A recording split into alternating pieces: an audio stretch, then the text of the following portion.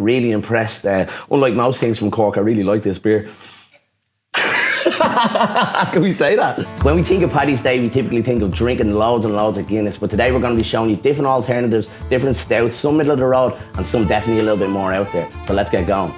So our first beer this week is Murphy's from Cork. As a true dub, I'm not sure if I'm even allowed to drink this beer, but I'm going to try stomach it. I'm going to try keep it down. Not a bad beer. Very smooth, not as much burnt notes as I thought it'd be off this one.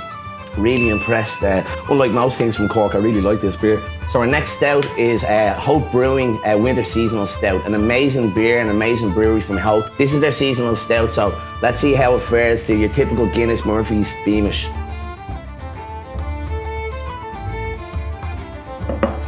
If you're used to craft stouts, you'll really like this beer. It has lots of lovely roasted notes and lots of different roasted malts, a little bit of coffee, dark chocolate in there, a little bit of bitterness.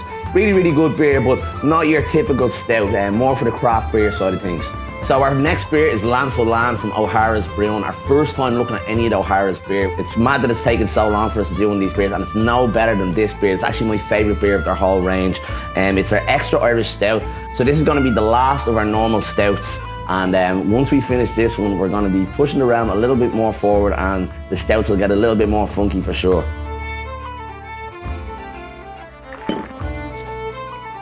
Really, really good beer. Lots of chocolate, lots of vanilla off it, but again, it's more in the craft beer variety.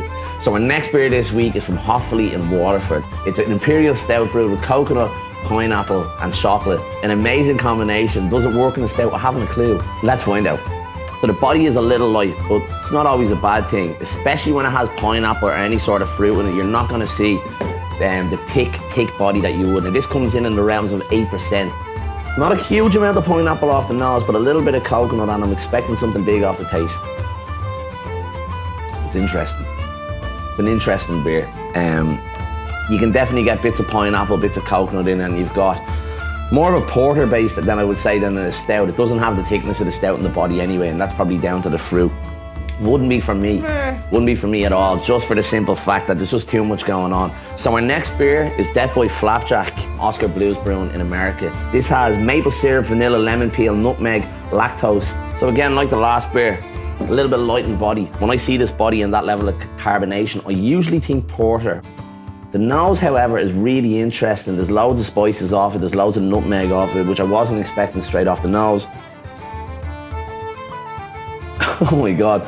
We just had Pancake Tuesday, and that reminds me of just pancakes drenched in maple syrup. Tons of maple syrup in this. I've never drank anything more Canadian in my life, and I'm just delighted to be back drinking a pint of whatever black stuff it may be. Sláinte, and have a great Paddy's Day, guys.